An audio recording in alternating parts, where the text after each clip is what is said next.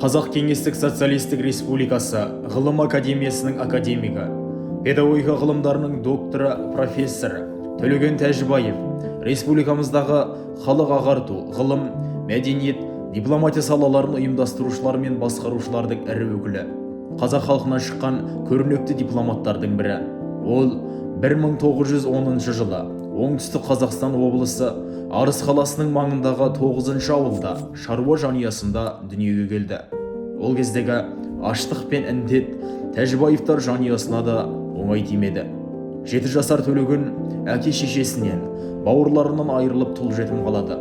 Арыс темір жолшысы Ақпейіл, қайырымды жан Иван Кабанов темір жолдың бойындағы аштықтан әлсіреп жатқан баланы көріп, аузына су тамызып, өлімнен арашалап, баласы етіп тәрбиелеп алады. Ол тек нағыз ізгі жанды адамдардың қолынан келер ғана іс еді. 1920 жылға дейін Төлеген Арыс станциясының тұрғындарының малын бағады. Осы кезде жас бала жалаң аяқ мал бағып жүріп, қиындық көріп, табанына тікеңгіріп, отыра қалып жылап, анасын еске алады екен. 1920 жылы күзде Иван Кабанов Төлегенді Арыстағы балалар үйіне апарады. 1920-1923 жылдар аралығында Төлеген балалар үйінде өте жақсы деген бағалармен оқып бітіріп, 1923 жылы Шымкент педагогикалық техникумына оқуға түседі. Төлеген педтехникумды өте жақсы оқып, өзінің алғырлығы мен тапқырлығы, ізденімпаз жауапкершілігімен көзге түседі. 1925 жылы техникумды үздік бітіргендіктен сонда оқытушылық қызметке қалдырылады. Төлегеннің педагогикалық жұмысының алғашқы қадамы осы педтехникумда география пәнінен оқытушы болып сабақ беруден басталады. Білімге деген ынталылығы мол жас педагог Қазақстан Лениндік жастар одағының ұйғаруы бойынша 1931 жылы Москва қаласындағы Надежда Крупская атындағы коммунистік тәрбие академиясына оқуға жіберілді. Ол академия комсомол комитетінің бірінші хатшысы болып сайланады.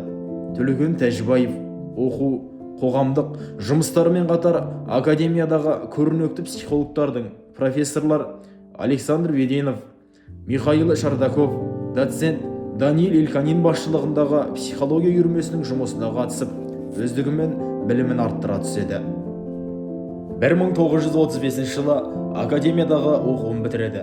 Төлеген Тәжібаевтың табиғи дарыны, ғылыми жұмысқа деген құмарлығы мен еңбекқорлығы оның сол академияда психология саласында білімін арттыруына жол ашты. Тәжібаев аспирантураға оқуға қалдырылады. 1935-1938 жылдары Надежда Крупская атындағы коммунистік тәрбие академиясының психология кафедрасының аспиранты болды. 1938 жылы Александр Герцен атындағы педагогикалық институттың ғылыми кеңесінде Төлеген Тәжібаев Константин Ушинскийдің педагогикалық психологиясы деген тақырыбына жазған диссертациясын ойдағыдай қорғап, педагогика ғылымының кандидаты деген ғылыми атаққа ие болды. 1938 жылы Алматыдағы еліміздің тұңғыш жоғары оқу орны, республикамыздағы педагогикалық ғылымдардың орталығы болған Абай атындағы педагогикалық институтына жұмысқа орналасты.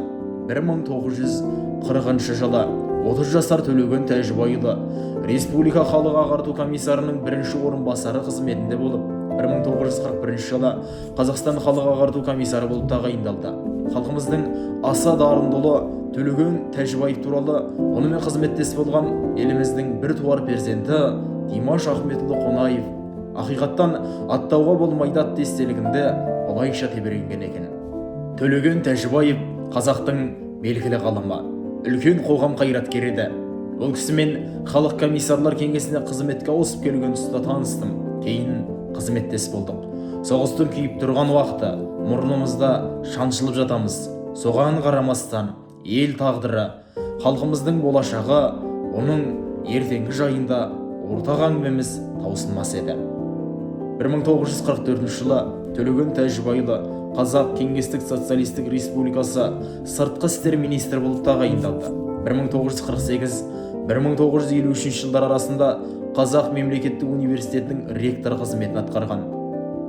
Төлеген Тәжібаевтың педагогика мен психология саласындағы аса құнды ғылыми еңбектермен жоғарғы оқу орындағы жүргізген ұстаздық және басқару жұмыстарындағы жоғары дәрежелі жетістіктер бағаланып, 1949 жылы профессор ғылыми атағы берілді. 1954 жылы Қазақ Кеңестік Социалистік Республикасы Ғылым Академиясының академигі болып сайланды.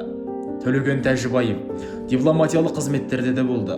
1955-1958 жылдары Біріккен ұлттар ұйымына кеңес делегациясы басшысының орынбасары, ал 1956-1957 жылдары делегация мүшесі ретінде Нью-Йоркке барды. Төлеген Тәжібайұлы өзінің ірі монографиялық зерттеуінің нысанасы етіп, 19 ғасырдың екінші жартысындағы Қазақстандағы ағарту, мектептер тарихын және педагогикалық ой-пікірдің даму проблемасын алады. Осы бағытта ол педагогикалық ой-пікірдің бір күрделі мәселесі Абай Құнанбаевтың, Ыбырай Алтынсарин, Шоқан Уәлихановтың философиялық, психологиялық, педагогикалық көзқарастарын терең зерттейді. Төлеген Тәжібайұлы 1962 жылы желтоқсанда педагогика ғылымының докторы диссертациясын ғылыми дәрежесін қорғап шықты. Төлеген Тәжібайұлы 12 ғылым кандидатын қорғатып тәрбиелеген көрнекті қоғам қайраткері, академик Төлеген Тәжібайұлы 1964 жылдың 14 маусымында өмірден өтті. 1997 жылы Шымкент қаласындағы ең ірі мектеп санатына жататын нөмір 47 мектепке Төлеген Тәжібаев есімі беріліп, 1998 жылы Төлеген Тәжібаев атындағы мұражай ашылды. 2008 жылы мектептің жанынан Төлеген Тәжібайұлы атына көше берілді. Артында өшпес із қалдырған Төлеген Тәжібайұлының есімі болашақ ұрпақтың есінде мәңгі сақталады.